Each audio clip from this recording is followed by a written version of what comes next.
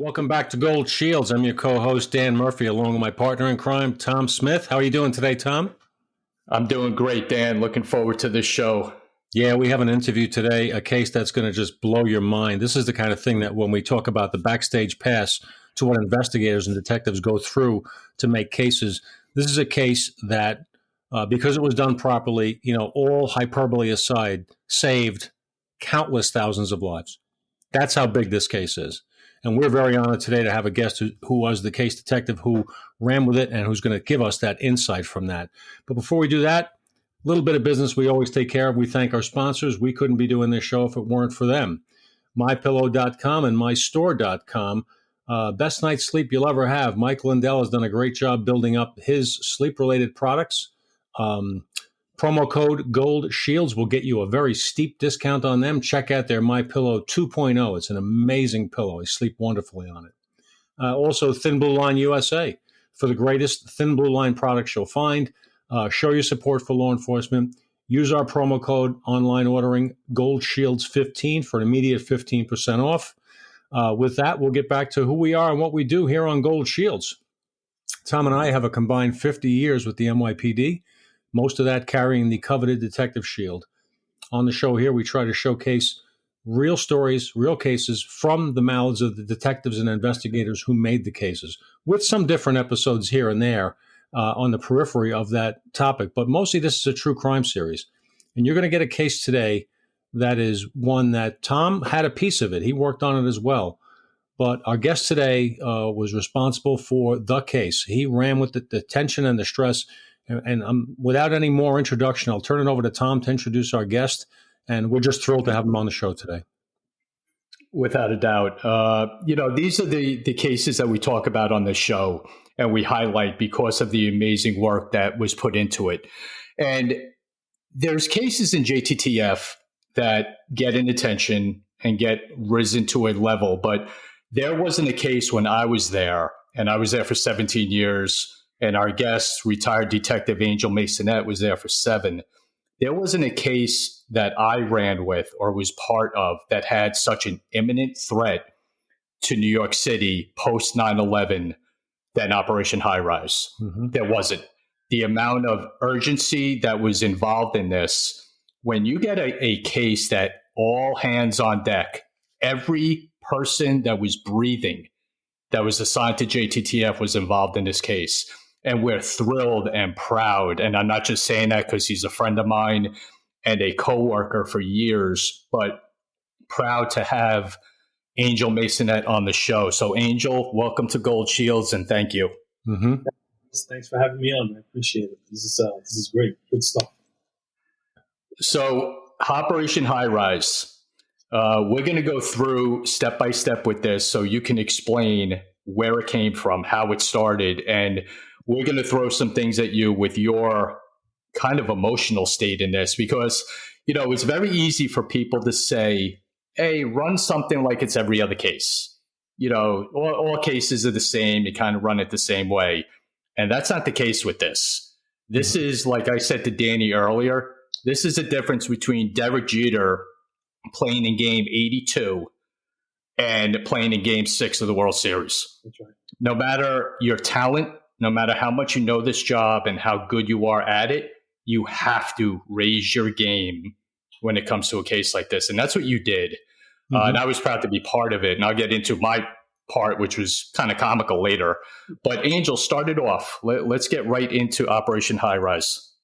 So it was a normal day, right? Just like when we were in the detective squad, right? Just catching up on paperwork, doing what we got to do. I was in Chelsea, and I remember we get a notification that something big was going on, right? They told us something big was going on. We wanted to go down to the jock, right, to get all the stuff together, all the information, the preliminary information that they had. So we basically broke up into teams. We went down into the jock. Once we got there, they started briefing us, and they basically told us that there were 3 U.S. persons, 3 subjects who went to Pakistan, or I'm sorry, Afghanistan, and they were attempting to. The preliminary information was that they were going to do a coordinated suicide subway attack on the anniversary of September 11th in 2009. So one of these subjects, Najibullah Zazi, who was the main guy, was located in Colorado, right, Aurora. And then we had Adis Madujanin, who ended up being my piece, who was a Bosnian. He was born in Bosnia. He became a U.S. cit later on, and Zareen Ahmadzai, who was from Afghanistan. So those were the three main players in this. So the story went that they went to, they did a ruse and they said that they were going with a dowry. So dowry is to pay money for Adis to meet Zareen's cousin out there and get married. Without getting into stuff that I can't get into because of non-disclosure, I don't want to, sound corny, but there's certain things you can't divulge the investigation, the sensitivity investigation. So basically, there was an email sent from the equivalent of what would have been at that time a Kinko's in Afghanistan to from an account that was being monitored by the NSA. The email had bomb-making materials. The dummy, Najibullah Zazi, emailed himself the instructions on how to make a bomb, right? So that was intercepted. So all this stuff started, like the bell rang at that point, right? We were getting all this information thrown into us. We were trying to decide what teams were going to handle who and where we were going to go, who was going to go to the hot dog cart because Najibullah Zazi owned a hot dog cart down in a Wall Street. It happens. Adis Madujanin was out in Whitestone, Queens. Zareen Ahmadzai was also in Queens. I believe he was driving a cab at the time. So it was just kind of like, everybody had to get together, break off in teams, and go get who you were going to get. I was partnered up with an FBI agent to go get Adis. There were case detectives in New York and case detectives from the Denver JTTF who were on Najibullah. And then we had a couple of other guys, I believe it was Jody Almodovar and John Tinning, who were on Zareen Ahmadzai. So once that was intercepted, Intel got involved, NYPD Intel, right? So we were kind of putting out feelers to say, hey, do you guys want to kind of vet your people out and see if anybody knows about these guys, specifically Najibullah Zazi? So there was an imam who was a source for NYPD Intel. His name was Ahmed Weiss Afzali. He was, and don't ask me how I remember these names.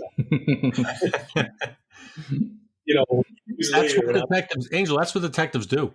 They remember the fine points of their cases many years later. That's how engrossed we get in them. That's true.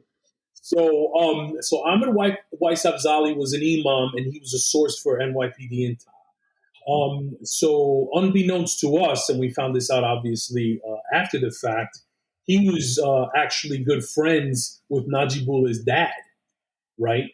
So when they started canvassing their sources and saying, hey, do you guys know about these guys? He took that info and ran with it, right? He calls Najibullah's dad and says, hey, listen, the FBI is looking for your son. And they think, that he might be part of some sort of terrorist plot, right? So in the interim, Najibullah is driving to New York from Denver, right? He was in a Homewood Suites. So let me backtrack a little bit. So he had bought, so we have ticklers, and Tommy, you know this, and you probably know this as well. Dan, there's ticklers when you go to a beauty supply store and buy, 50 gallons of acetone or whatever it is, a nail polish thinner or whatever it was. Mm-hmm. So this dumb went to a beauty supply store and bought tons of acetone and chemicals that would be used in making a bomb, right? Tickler sent out. He went to the Homewood Suites in Aurora, Colorado. He was testing the stuff. He had actually built he had made a small explosive with some of the chemicals and had tested it out. Once he got word that, or suspicious that they were onto him, he dumps everything down the drain. He dumps it down the sewer in front of the house and all sorts of stuff, right? Anyway, he gets in his car. He starts driving to New York. He on his way driving to New York, Denver JTTF is getting the same, they're raised up just like we are, right? There's no rhyme or reason to what's going on. It's basically the bell rang, this is the subject, follow. So their SO team jumps in cars, and now they're following this guy, with their go bags in their cars, and following him driving from Denver to New York. So they're following him. Somebody decides that they're going to do a ruse stop at the George Washington Bridge. They're going to get a canine and they're going to do a ruse stop, and they're going to search the vehicle for explosives, his vehicle. They do the stop on the GWB. The dog goes through the vehicle. They pull him out of the car. The dog finds nothing. He gets in his car, continues on, right? In the meantime, now his dad is like, look, you got to dump this car. I don't know what you're doing, but you got to get rid of this, whatever evidence you have.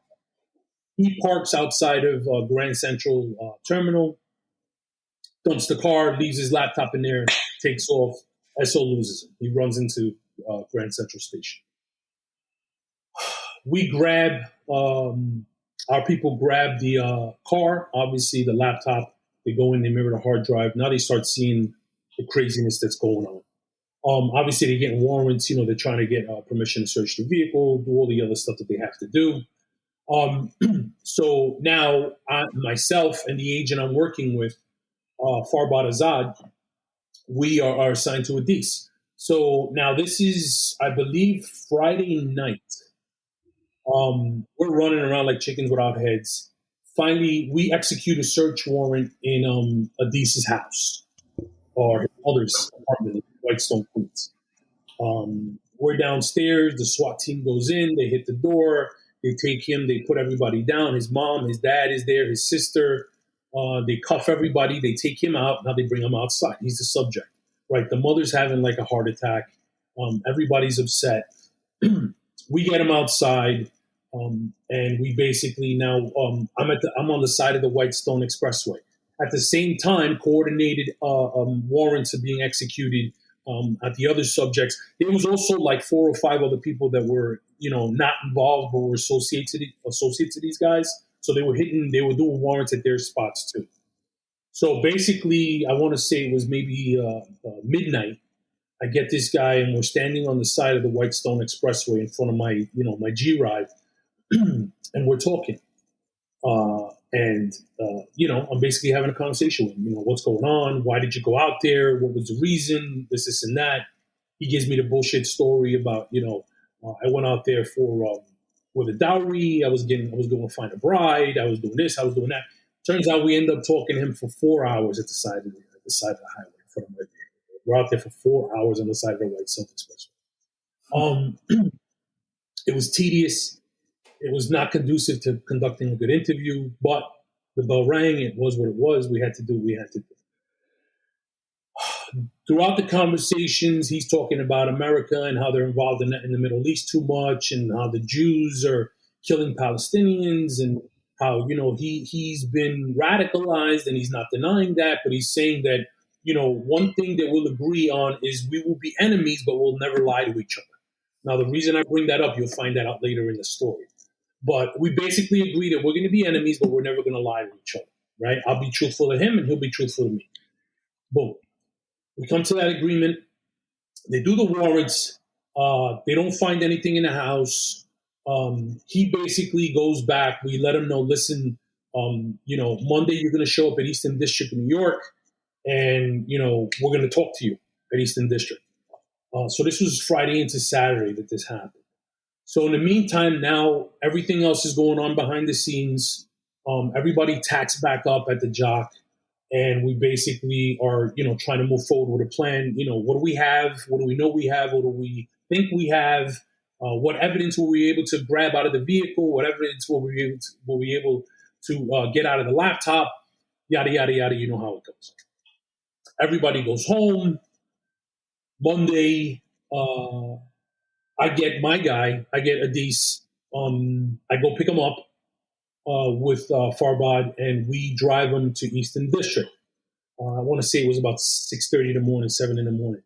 We get him. We bring him into Eastern District. We put him in an interview room there. Bobby Lasada, God rest his soul, was assigned to the Eastern District now. He had retired from the job, and he was working for Eastern District with, who was the bald guy that worked with him that was also retired, NYPD? Danny Withers? No, it wasn't Danny. Danny, I remember. Danny's a character.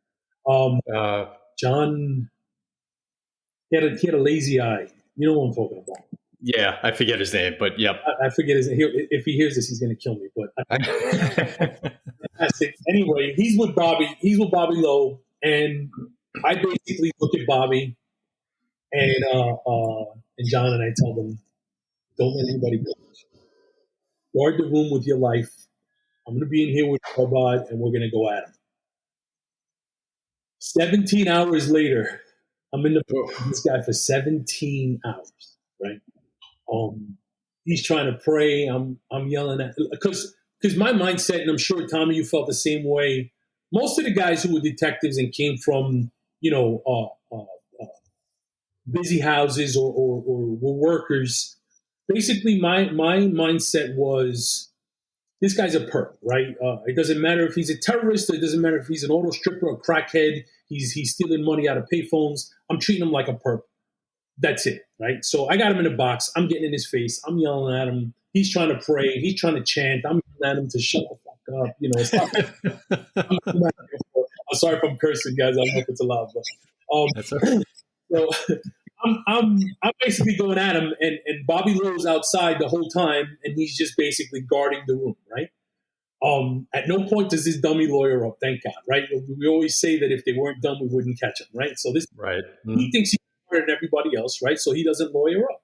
So he's in there, and Farbad, he's an FBI agent, probably 2 years in the bureau, and 8 months of those 2 years is from the FBI academy.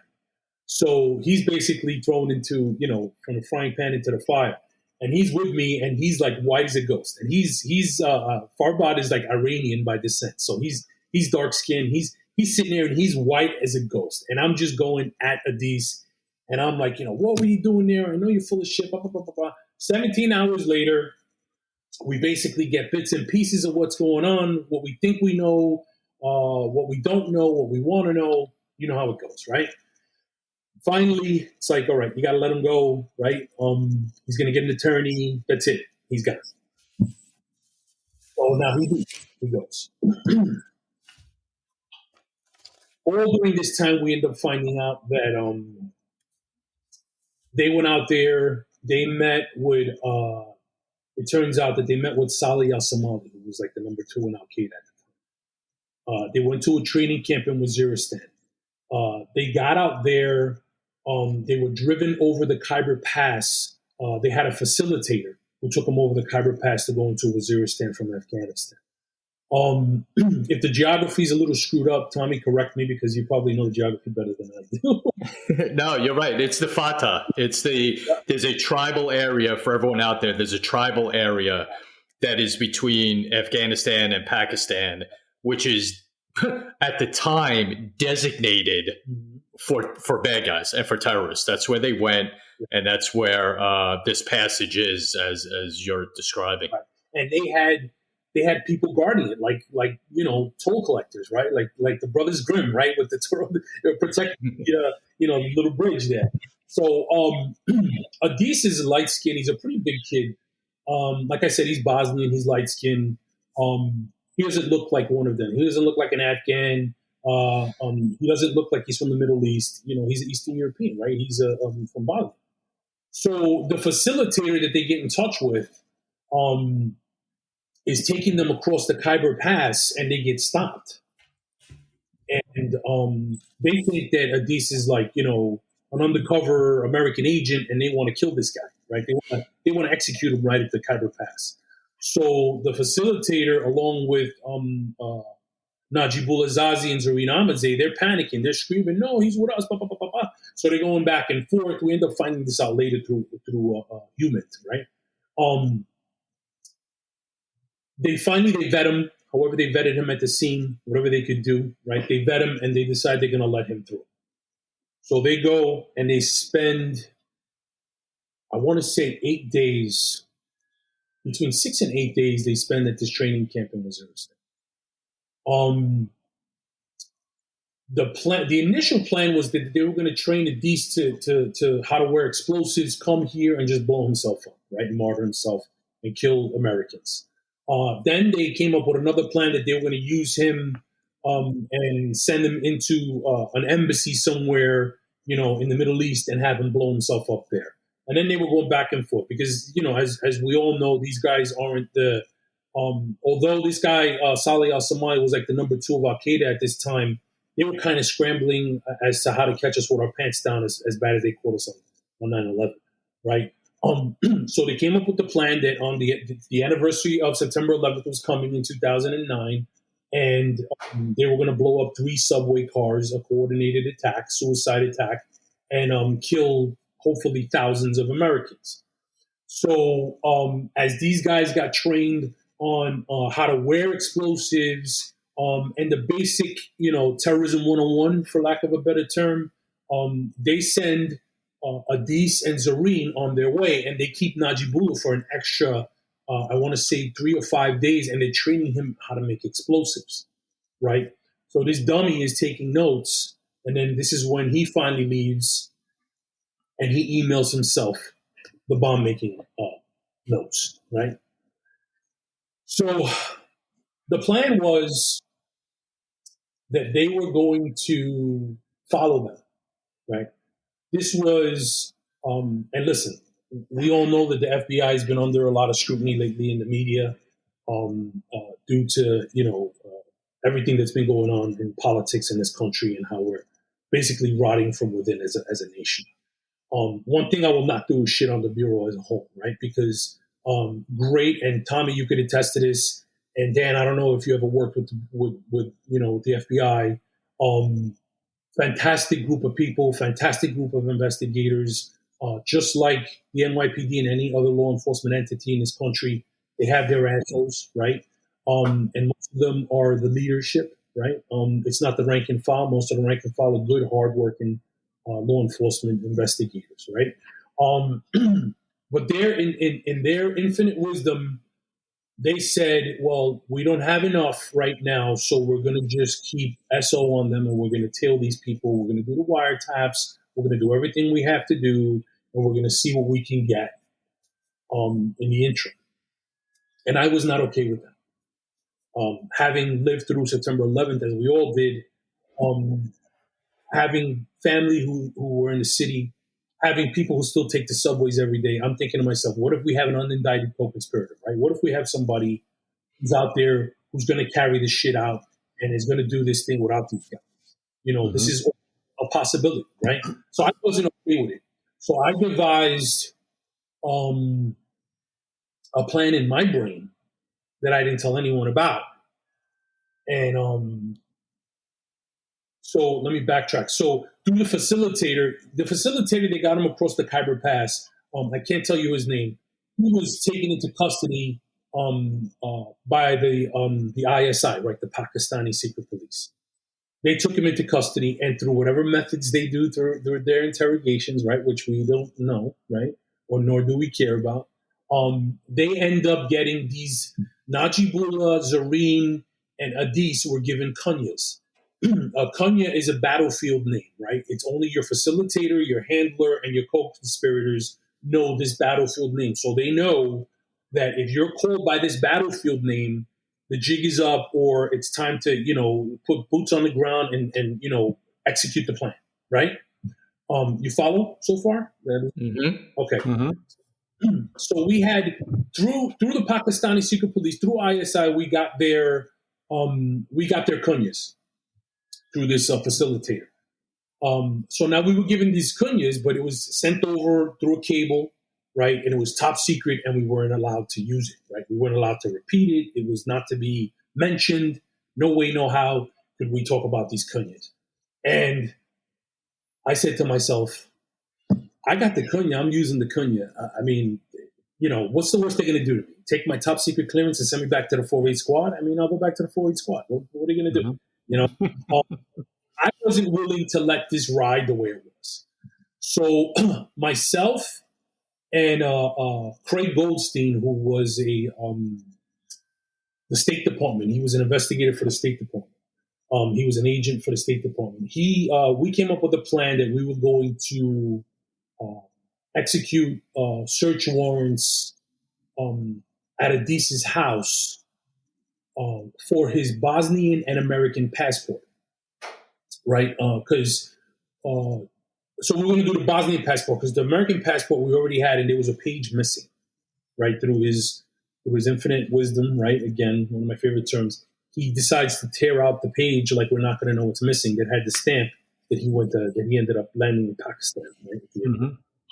So I say, Craig and I decide, hey, look, we're going to do a search warrant for his Bosnian passport and see if we can see him. And unbeknownst to Craig and unbeknownst to Farbad Azad, I said, in my brain, I'm like, you know what? When I see the opportunity, I'm going to call him by his kunya. I'm just going to roll dice and see what happens. So SO is on the house.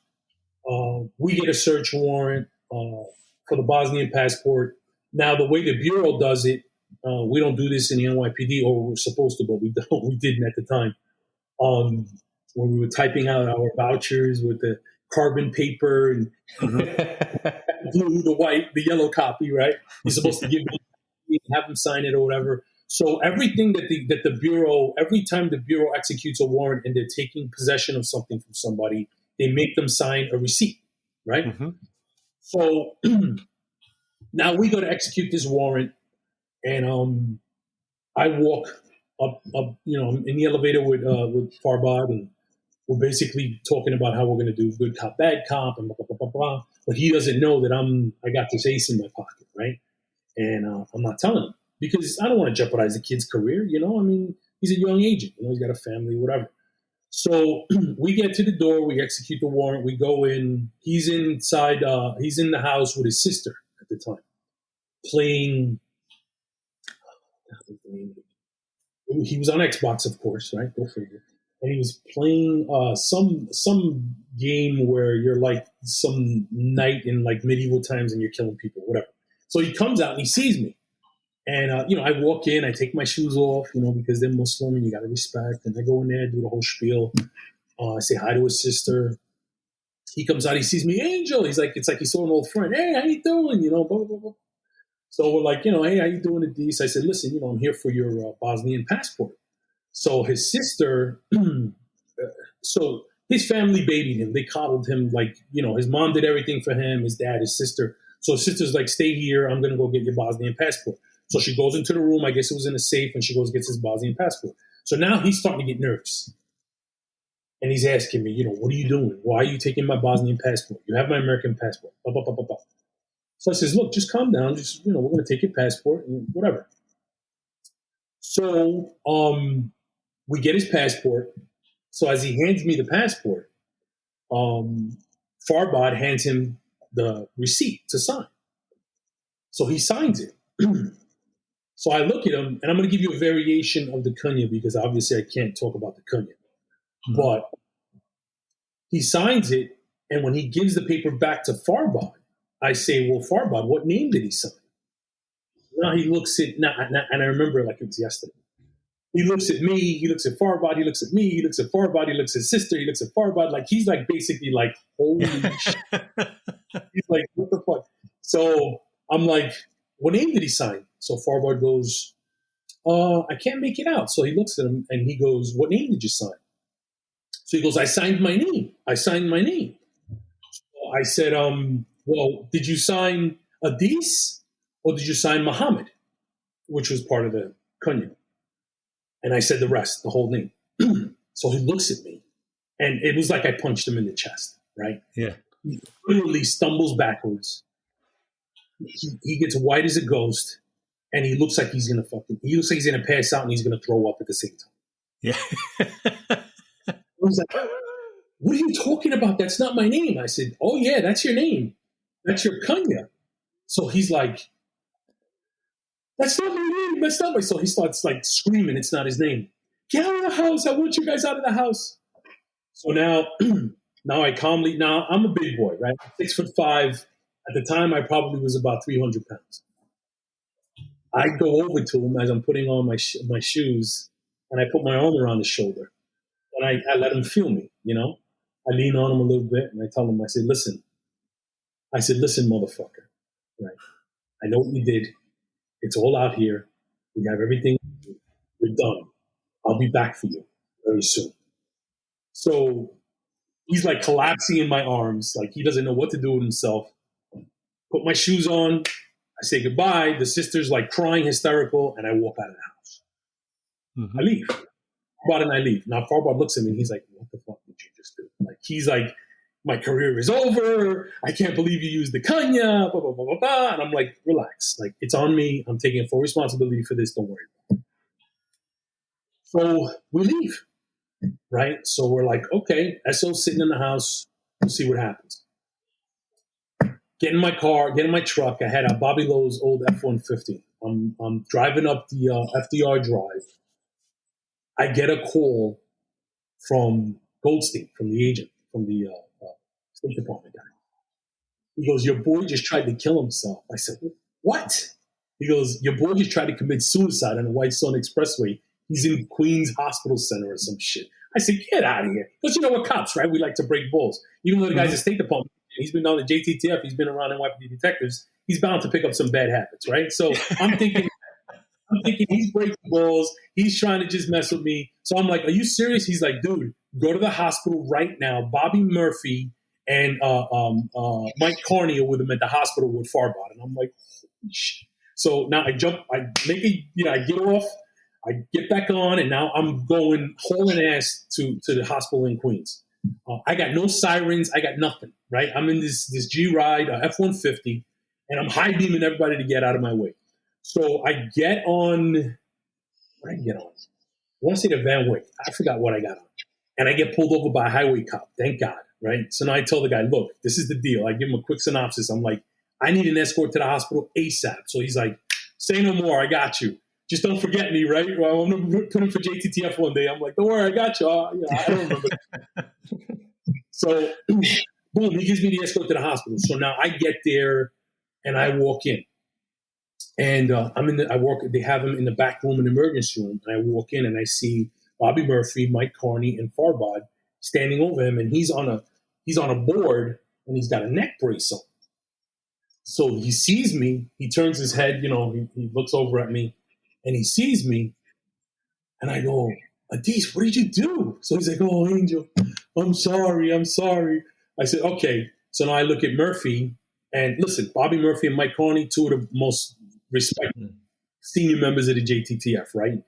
Mike Carney has been involved in probably 100 JTTF cases, was overseas, was at The Hague, he was the real deal. So was Bobby Murphy. Bobby Murphy was a 7'9" detective. He was a great, just salt to the earth, right?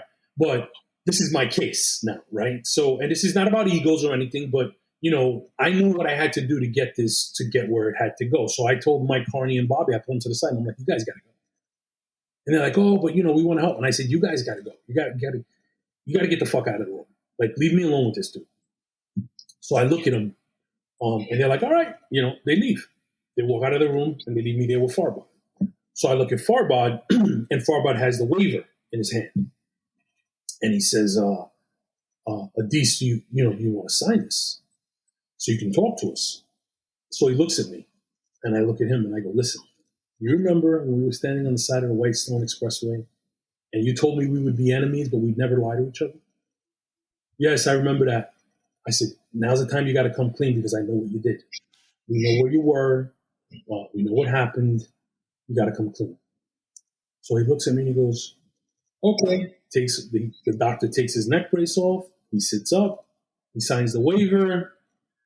Boom, he starts spilling his guts. He starts telling us about the fake dowry, how they went to Waziristan, how, Najibullah was alerted by his dad. I mean, it was almost like he wanted to, it was like a load off of his mind, right? Like we dealt with homicide purpose. When you lock them up and they're in the cell, they sleep like babies, right? Because they've been on the run, right? Right. Right? Because they finally got it out of their brains. So this dude was like just diarrhea out of mouth, right? So now I got him in the hospital. So now we got to take him back to Chelsea. So then we could really go at him, right? We're going to get the geo mapping people from the agency there to get maps of where he was in Waziristan and to do all this other shit. So everybody's celebrating. We get them together. We find out. So I find out what happened was, after I called him by his kunya and Farbad and I left, SO was sitting on the house. Eddie Brandon, you remember Eddie? Oh yeah, yep. Eddie Brandon and his crew. I think it was SO8, maybe. Anyway, they were out there sitting on his house, and they say all of a sudden they see him running out of the house. Right, he runs out of the apartment building and jumps into his sister's Altima and just takes off. So now they chase him. He gets on a Whitestone Expressway. He calls 911. And there's an actual recording. If you go on YouTube, you can pull the recording of his 911 call. So he calls, and the 911 operator picks up, and, do you need police, fire, or the ambulance? So he says, this is Adis. So she's like, what? So he's like, now this is some like black lady, right, down in Metro Tech. She doesn't know what the fuck's going on. So she's like, what is this? So she's like, do you need police, fire, or the ambulance? So he's like, this is Adis. We love death more than you love life. We love death more than you love life. And she's like, what? What? You said what? So he's like, so now he starts chanting in Arabic, there is only one God, Allah, and Muhammad is his prophet. He's saying this over and over again. So he's trying to commit jihad, right? He's doing like 110 miles an hour on the Whitestone Expressway, and he's looking for some poor bastard to crash into to blow himself up. He ends up hitting the back of his car doing like 110 miles an hour, doesn't have his seatbelt on. What do you think happens? He hits the car goes flying, his car crashes and wrecks, and the guy doesn't have a scratch on him, right? Mm-hmm. No seatbelt, doesn't have a scratch on him. Now, SO's behind him. They see this thing happen. He jumps out of the car, starts running on the Whitestone Expressway. So as he's screaming, we love death more than you love life, blah, blah, blah, blah, blah, you hear on the 911 call, boom, the impact when he hits this car. As he's running, there's like an off-duty Nassau County cop, Nassau County detective, who happens to witness the crash. He gets out of his vehicle, and he starts chasing this dude. He starts chasing Adis, and he tackles him, and SO gets there. They cuff him, and that's how he ends up in the hospital. So he was, in his infinite wisdom, he's trying to commit jihad, right, because he wants to martyr himself. He wants to kill himself, blow himself up for the cause. So we get him back. We'll see Ed Panetta, who's an FBI agent. You remember little Eddie? Yep. He's in there with him. I'm in there with him. Farbad's in there with him. We got the guys from the maps, from the agency, NSA. Everybody and their mother's trying to get at this guy. In the interim, everybody's like, "What happened?" Right? So I tell him, I said, "Look, I called him Vice Kenya." So everybody's losing their mind. Oh my God, I can't believe you did. I said, well, listen, it worked, right? I didn't do. You guys would have done the same thing, right? We're detectives, right? Any good detective, you roll the dice. That's it. You go with what you got. You worry about the repercussions later. As long as you're not, trying to kill somebody, as long as you're not, torturing someone or violating their rights, you basically, you roll the dice and you take your chances, right? Like Colonel Joseph said in Few Good Men, right? You roll your dice and you take your chances. And that's what I did. It's what any good detective would have done. It was nothing special about what I did. I had the information and I ran with it, right? And it worked. So now we get the maps. We get exactly where the training camp is located. Everything happens. Long story bearable. Everybody else gets brought in. We get warrants. We go to FISA court. We do this. We do that. We go before the judges. Blah, blah, blah, blah, blah. So the end result was Najib Razaz, so Adis Madujan, my guy, it goes to trial.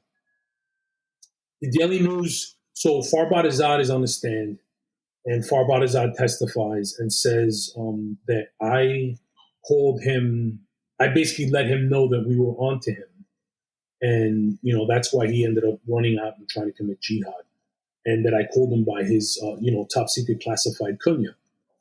So the Daily News writes this scathing article where it says the headline is NYPD detective botches case and lets terrorists know that they're onto him. So I was painted as some bumbling idiot who basically almost blew the case when, not trying to just on myself as the hero, but, if I didn't do what I did, we might have still been on surveillance on these fucking guys, So the Daily News wrote this article, basically, defaming me, and it was horrible. So, Angel, just if I can interrupt for 1 second, really quickly, this story is beyond captivating. I've just been sitting here listening to it because I've read about it, but the behind the scenes stuff is fascinating. And you're absolutely right. When you're a detective and you have life and people to look out for, and you have an imminent threat from a terror group, you do what you have to do. And sometimes somebody later on might find a way to criticize that. They're going to do that. But this specific plot to blow themselves up or to put bombs, whether it be on themselves or whatever, in the subway system was, if I'm correct, Times Square, right? Yep. Now, New York City subway system, my dad worked for the Transit Authority for many years. I learned all kinds of stuff about the Transit Authority. And then when you become a cop, you learn a little bit more. But one of the things you have to know is, to the average person in the world, New York City subway, they think goes underground and it's one level. When you're in Midtown Manhattan at Times Square, that's a main meeting area for a number of subway lines. So it's multi-level. Yeah. It can be at 6, 7, 8 levels of different subway cars. So if you have an explosion at one of those levels, it'll impact everything under it and maybe something above it. Sure. So these guys, had they been successful in their plot, there would have been thousands. It would have made 9/11 look like a minor occurrence compared to it, right? I mean, if you do it during a rush hour, there are tens and tens of thousands of people that would have been impacted, killed, crippled, seriously injured. This case required thinking outside the box. This case required using all the creativity and frankly, all the nerve that you get during the course of your career working as a cop and a Bronx detective. You figure out when something's urgent, you know it, and you do what you have to do to save life. You want to criticize me later? Go ahead. Knock yourself out, right? Right. Yep. And so it was funny. So the first night we got back, Joe Demarest, he was running the New York office, Tommy, you know Joe well, he loved us. He loved the NYPD. He was a cop in a small town outside of St. Louis before he became an FBI agent. He had the utmost respect for the NYPD. The morning after we executed those warrants, we were at the Jock and we had to brief the White House. And everybody had gone home. All the bosses had gone home, and I was the only one left in the Jock from the NYPD. So Joe D pulls me into a back room, and we're on a video conference with the White House, briefing them on this case. And he's like, "This is the detective, one of the detectives that's handling, one of our main pieces." And he looks at the camera, and I'll never forget this. And he looks around the room, and there's nothing but FBI agents, DOJ attorneys, everybody and their mother. And I'm the only one sitting there for the NYPD. And he looks around, and he looks directly in the camera, and he goes, "The NYPD is going to catch these guys. The NYPD is going to get them to give it up. Don't worry about it." This is what he says. He doesn't even give the FBI any credit. He's just, the NYPD is going to do it. They're going to take care of it. And that to me was I had never in my life experienced something like that. Wow. Joe P was like a legend, right? When I got there. He was on the level of Bobby Lasada, maybe one rung down from Bobby Lasada. It was just wow, this guy is basically he gave me the keys to the kingdom at that point, right? On the conference with the White House. So the end result, after the trial is over, I'm defamed by the Daily News, which I'm probably, I don't know if the statute of limitations run off, but maybe I'll sue them. Deese gets 2 life sentences plus 95 years in Supermax. That's his sentence. Zeroni gets the same, I believe, or he gets maybe 1 life sentence in like 70 years. I'm not sure. He wasn't my piece. And then after all the shit that happened with Najibullah, he ends up getting the sweetest deal because he turned after Deese gave up everything. He turned, and I want to say 3 years ago, he ended up getting time served, and he's on like lifetime parole from the feds. And this was the guy who was building the bomb. This is the dummy that mailed himself the directions, and he was going to be the main piece and build this bomb. We also found out later that the dog missed the detonators. The detonators were in his car when they stopped him on the GW bridge. And he, during questioning, he said that if the dog, he played this out in his brain as he was getting pulled over. He said if the dog found the detonators, he was going to jump off of the George Washington Bridge. He was going to kill himself. That was his master plan. But the dog missed the detonators, and they sent him on his merry way. So just another little fascinating piece about the whole story. Adam Goldman and I forgot who the other pinhead was from the New York Times. He wrote a book called The Enemies Within. It's about this whole case. It's about Operation Highrise. I'm mentioned in the book maybe in 3 pages, maybe a line and a half in the book. All glory went to the Bureau. All glory went to the Denver JTTF. And listen, the Denver JTTF did their thing, right? They found all the chemicals. They found all the trace evidence in the sewers and in the Homewood Suites Hotel. They did what they had to do. And I'm certainly not trying to say that I broke this on my own, but I can tell you with certainty that if I didn't decide to use that kunya and do what I did that day, I don't know what would have happened with this kid. Well, here's the thing, Angel, and you know this, okay? The people who matter, the people who were involved, know who did what. Right. And that's what matters. Mm-hmm. You know, all of us who were there, and that was the reason for having you on the show, and the introduction was legit. Mm-hmm. This stopped thousands of lives getting destroyed in a blink of an eye because of the hard work that you did. And yeah, I had a little insight into what, you know, in the case and what you did. And that was the reason for having you on the show. But like I said, books get written, people say things, reporters do their things, but the people who matter know what happened. Yeah. And that's what you take. And that's the pat on your back. And that's pretty much all we get out of this. Let's be honest. Yeah. You know, great job. This is your next one. Right. But here's one thing I want to ask you. And I kind of know the answer to it already, but I want the listeners and our audience to know. Did you have during this a oh crap moment? Like, listen, we do cases, and when we were in JTTF, all of us, especially after 9/11, you got your threat streams, you got your this guy's acting weird around the Empire State Building, whatever it was, and we addressed it accordingly. This was a lot different. Right. You know, at what point, or did you just at some point by yourself in your car go, all right, if we screw up, if we miss something or screw up, something's going boom? Yeah. When we got to Cunha, and I saw that the Bureau was like, under no circumstances are we going to use this. It was top secret classified, like the highest level of classification. There's no way that we could ever use this. That's when I distinctly remember sitting in traffic on the West Side Highway and saying to myself, you know, what am I going to do? Because this is something bad is going to happen. Like I said, my biggest fear was that we had, you know, a 4th or 5th unindicted co-conspirator, or, you know, for lack of a better term, because nobody was indicted at the time, but you know what I mean.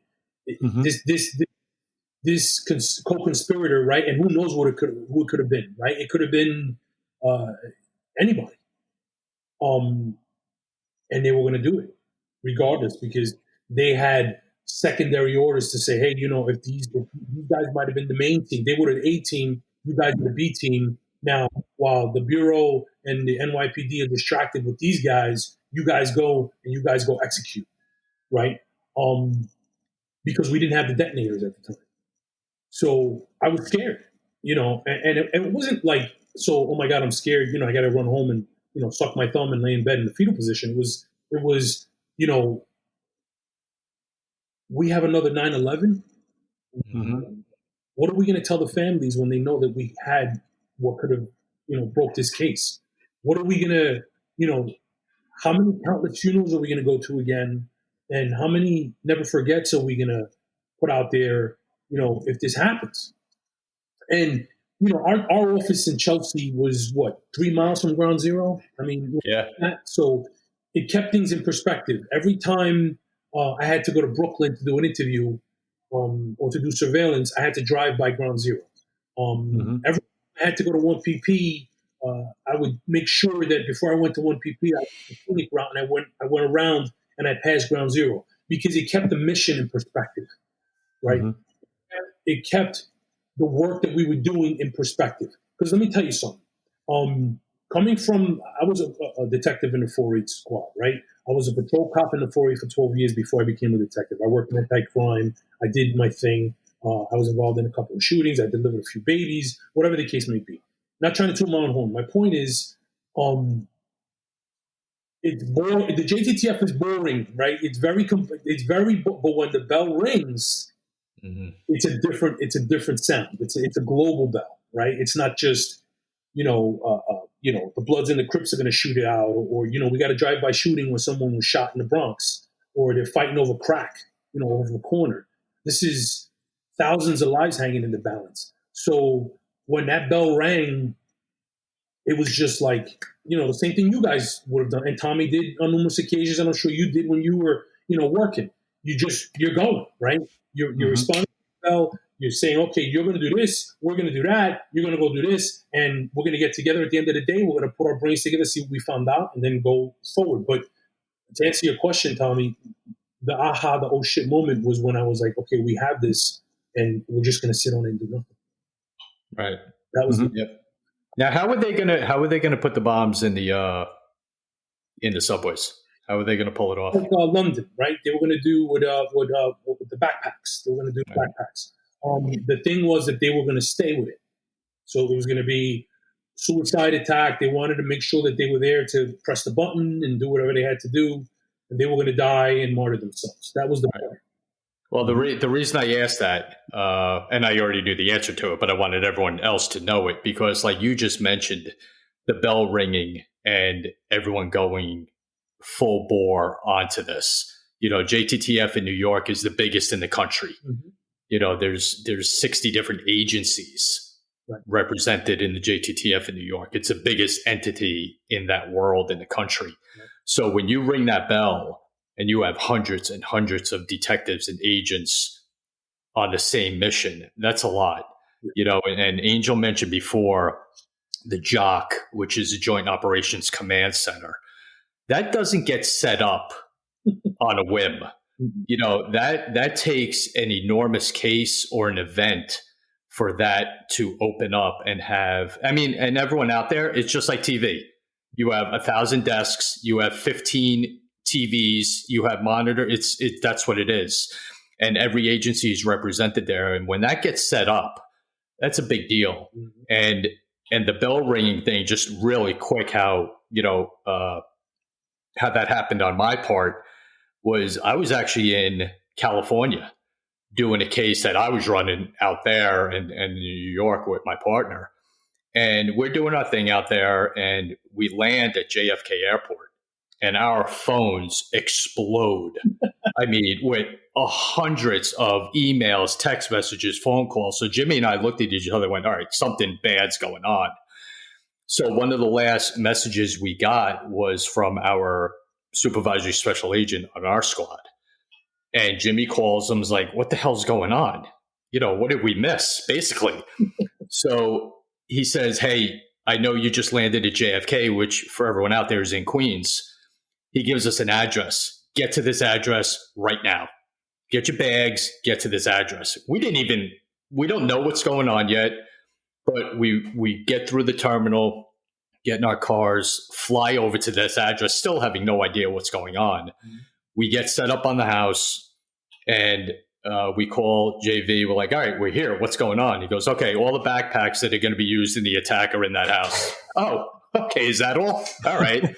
And then we start getting briefed on, what's going on. But I mean, it was that immediate of a thing. Get off a plane, and I wasn't on your squad, Angel. We were on a totally different squad, with a different mission and different target package. Yeah. And, even JV having the sense enough to know we were landing in JFK right near there. Yeah. And to get a message to us to get out there. But yeah, we set up on the house initially that had, I think they were under a tarp or something in the backyard or something like that. I believe that was Najibullah's cousin was watching. He had a hot dog cart in the back, and it was covered, and we were scared, right? I mean, because how many of these people have hot dog carts, and you park one right outside of the stock exchange, and sure. Right? Boom. Yep. So that's how immediate, for everyone out there, that's how immediate this was and imminent this was. This was one of those scary ones that, like I said before, and Angel, you had to mentally fight through it and physically fight through it of, all right, we do something wrong. This is not going to end well. Yeah. Mm-hmm. And, all the credit in the world, brother, what you did. I know you're humble. I know you like a brother. You're going to blow it off. Oh, everyone did that. Yeah, okay. But you had a significant role in preventing thousands of New Yorkers going through another 9/11, and you should be proud of it. Absolutely. Thank you. I am. I have a plaque on. I have an "I Love Me" wall right in my office. I've got a few plaques on there, and the one of the most coveted ones is a plaque that I got from the DOJ. And the background of the plaque, the glass has, all the details, Operation High Rise, blah, blah, blah, blah, blah, successful prosecution of Adis Medujin. And then the background is the actual bomb instructions, a snippet of it in his hand. Wow. Yeah, it's pretty cool. The best thing that came out of this for me was I got to jump on the Amtrak and go to Washington, D.C. with my then 6-year-old son, and get the Attorney General's Award for Exceptional Merit, which is the highest award given to a law enforcement officer in this country. That's right. I got my gold eagle, my crystal eagle sitting in my armoire here in my office. And my son got to watch me walk across the stage and accept this award along with everybody else who was involved. So it was great. It's just again, we set this up, this podcast up to get stories exactly like this, because 99% of the people out there saw Najibullah Zazi getting taken off the helicopter, which is still one of my favorite pictures of all time. No doubt, with and who's taking them off? NYPD. Right. What helicopter? NYPD. Right. Landon, and that picture is one of my favorites. It's iconic. It's great, and everyone around that time frame who worked on this knows exactly who that is and the case that it was. It's funny because, to your point, when I went to Quantico and I was involved in a TFO course, I was there for a couple of weeks. They sent me down there, and I was with one of the lieutenants. His name is Vic Andrea. We were down there. I was with Vic, and we were given a TFO course, and we were given a course to new FBI agents and TFOs from around the country. TFOs, task force officer, that were going to go into different JTTF around the country. And one of the agents that was there with us was like, the NYPD, the world police, and it was the first time I ever heard that expression, right? And I'm like, because I'm a drugs detective again, right? Like I was, I had 15 years on the job when I went to JTTF. I never worked with the feds. I was handling, crackhead murders in the Bronx. And the world police. He's like, yeah, we call you guys the world police. He's like, because, you guys are all over the world. You got detectives in Dubai, you got detectives in Jordan, you got detectives in Israel, you got detectives in Italy, France, Germany, whatever, you name it. You guys are all over the world. You have people embedded in places that not even the FBI or the agency have people, in. So to your point, world police, man, that's what we are. That's who we are. Yeah. NYPD. Well, New York City is a crossroads of the world, absolutely. And what happens there reverberates around the world. So, Angel, I can't even begin to tell you how impressive not just this case, but your humility is about it. And that's a sign of somebody who is a talented detective who's in it for the right reasons.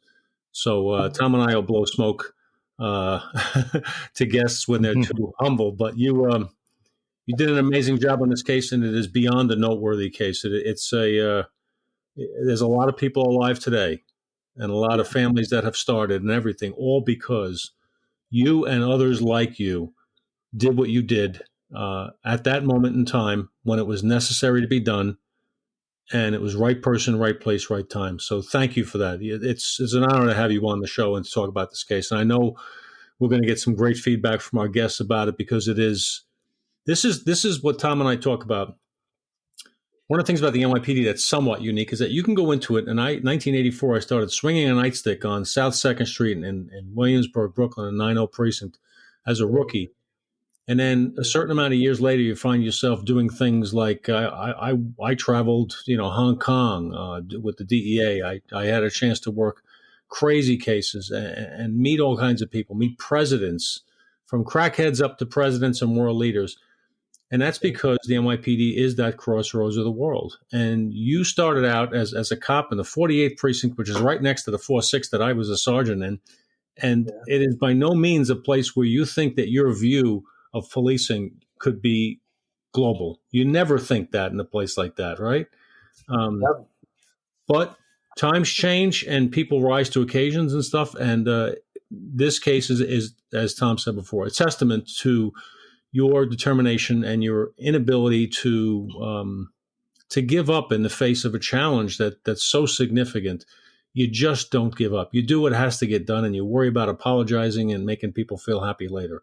But you did a tremendous job, and thank you.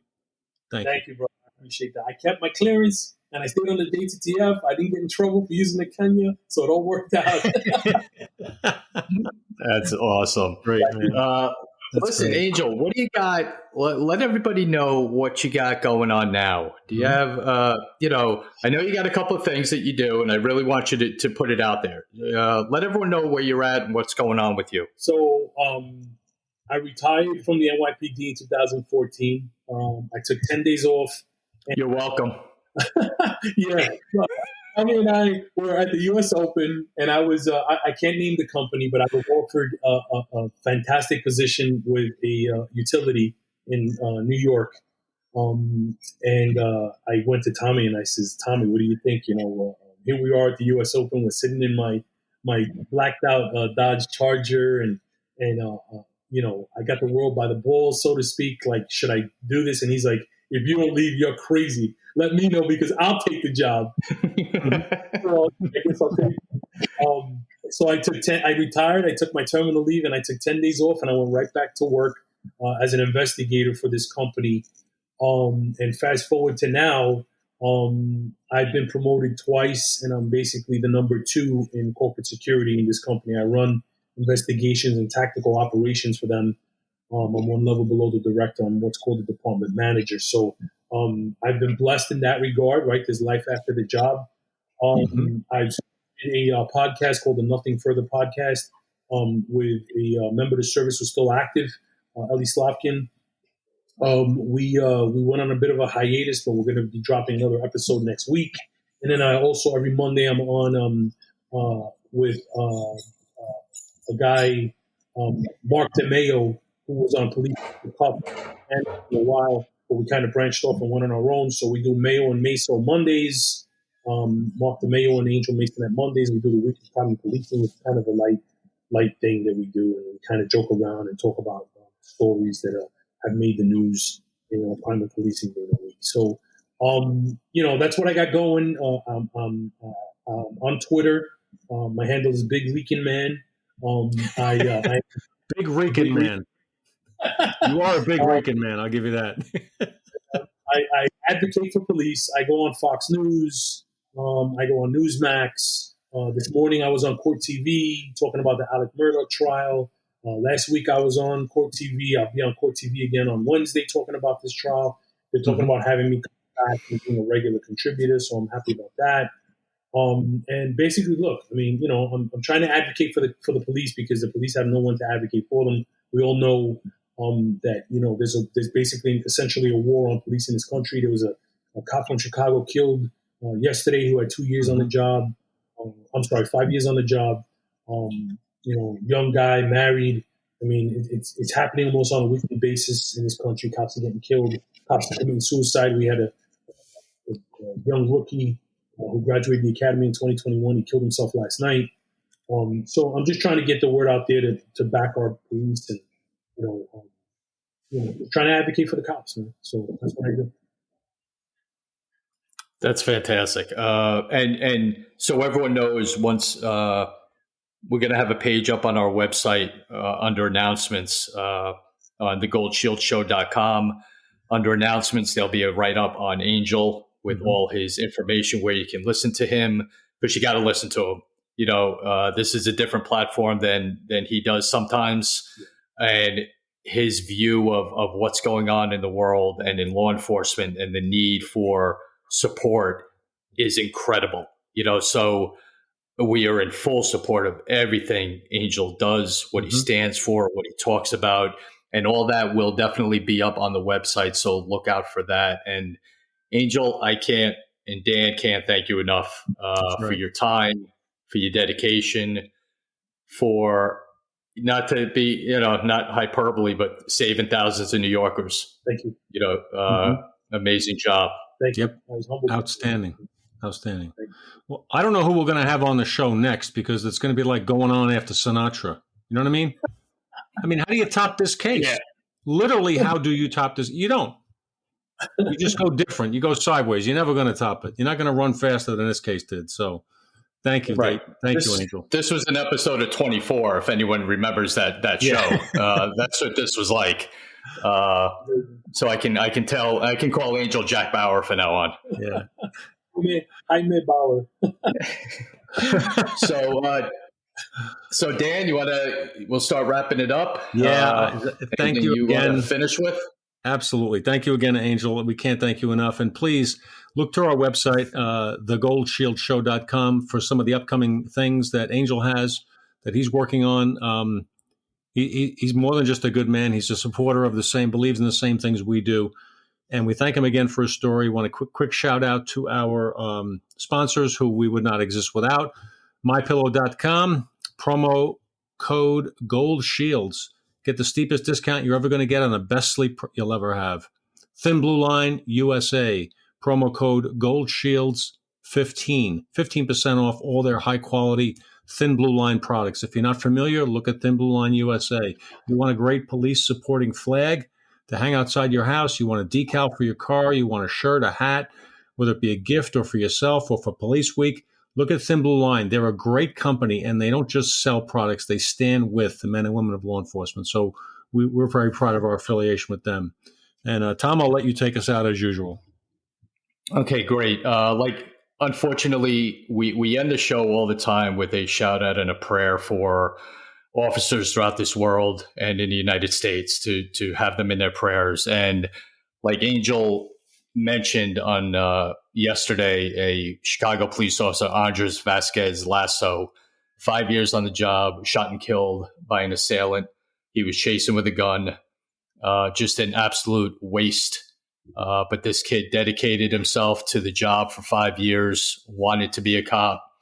And our prayers go out to him, his family, and everyone else. And also, Angel mentioned something we were going to mention, a young police officer committed suicide in Staten Island, part of New York. So that's heartbreaking, because that just keeps happening too. And one of our other affiliates that we have, which we're really proud to be part of, is Irish Angel. Irish Angel understands that on top of being physically strong, You can be the best at your job with your experience, but if you're not mentally strong, nothing else is going to work. And we're excited to be partners with Irish Angel, which supports law enforcement, EMS, firefighters, and the military. They don't just provide support on a website. They go out to events and educate and bring awareness and resources to addictions like PTSD, PTSI, depression, anxiety. And Amanda Coleman, who put Irish Angel together, is an incredible woman. Dan and I had the privilege of talking to her one night we could have stayed on the phone with her for 3 hours, having a conversation with her. So anyone who is interested in that and helping the cause that Amanda has started with Irish Angel, go to irishangel.org. And as usual, because of yesterday's event, suicide hotline is 800-273-8255, 800-273-8255, 24 hours a day, 7 days a week, 365 days a year. So please keep them all in your prayers. And like we always say at the end of the show, everybody, please be safe. And thank you very much.